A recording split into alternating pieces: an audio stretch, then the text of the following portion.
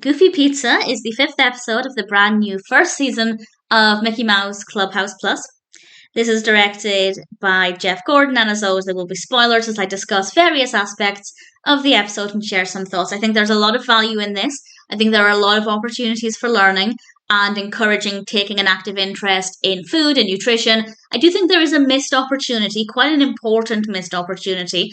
I'll talk about that towards the end, as that's when it happens. It starts off with Goofy having a grumbly in his tummy, and it turns out he's hungry for his sure-to-please hot dog pizza. And yeah, by the end of the episode, I was really craving a hot dog pizza. And they used the mouse-catools, and I was very confused because one of the mouse-catools was a trick-or-treat bag. And I was genuinely very curious to find out what the purpose of that was. And we'll find out quite quickly because they need to go and get the ingredients for the pizza. Back at the clubhouse, Goofy and the little helper are making the dough for the pizza. The others go off to Farmer Pete's market. And while they're there, they're obviously talking about the various ingredients. I think this is a really great way to get children or viewers in general thinking about ingredients and what goes into their food. It could also encourage them to take an active interest in shopping for said ingredients, which for some children could be quite good. It's quite a common thing for parents or caregivers to involve children in the shopping, because otherwise it's very boring for children to be dragged around shops. So I think that that's really a great thing. And obviously encouraging cooking a pizza from scratch if somebody has the means to do that. Not only is it healthy, but it's a very creative activity. It's a great way to learn, to bond with children. So I think there are a lot of great things about this episode. And the mouse-catool, the Halloween bag, the trick-or-treat bag, was to carry the groceries. Although I will say they could have used the net. They had a net and they could quite easily have carried the food in that as well. Back at the clubhouse, Goofy is rolling the dough, and there's an opportunity to think about shapes as he first rolls out the dough in a square shape, and he realizes that won't fit on the round pan. So there's a little bit of information there about shapes. And then we have something that I think maybe wasn't the smartest idea, because they don't have any tomato sauce, but they do have tomatoes. So Goofy says if you just squish them, you can turn them into sauce. So they use the mallet, and I feel like encouraging young viewers to start smashing up tomatoes might not be the smartest move. Obviously, in the right situation, not too bad, but if a child has a tomato on their plate and they start smashing it because they saw them doing it on Clubhouse, that's not the greatest. But if you're making your own sauce from scratch, then I guess that's great, and obviously it helps viewers to learn that tomato sauce comes from tomatoes. So it's not a terrible thing, but it might not have been the smartest thing.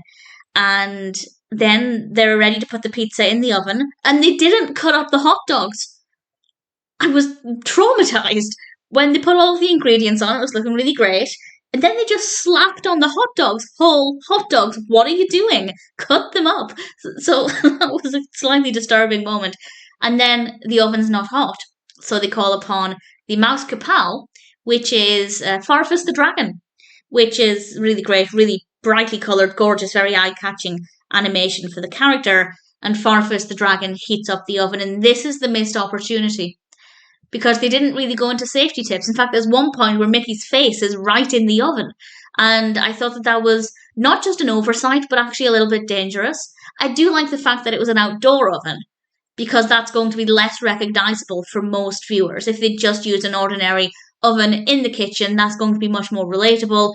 Young viewers might connect the dots more and think, hang on, that's what's in my kitchen, and I've just seen Mickey stick his head in it. Maybe I'll do the same thing. So because it's an outdoor oven, a little bit different, but seeing Mickey with his face in the oven with the flames firing in the foreground and Mickey in the background, it was a bit of a risk. Now, I'm not saying anybody will watch this and stick their face in the boiling hot oven, but it's not impossible. So I think that was a little bit irresponsible, especially since they also didn't take the time to really go into any safety instructions when working around ovens. So a bit dangerous, a bit of a risk, but hopefully nothing bad will come of it. In general, though, there are a lot of great opportunities for learning, for thinking about food, for getting creative with making food. And yeah, I was hungry for hot dogs and pizza by the end of it. I think I've only had a hot dog pizza once or twice. I'm trying to think. Somewhere did it. I don't know if it was one of the big chains like Domino's or Pizza Hut, or if it was like a local place.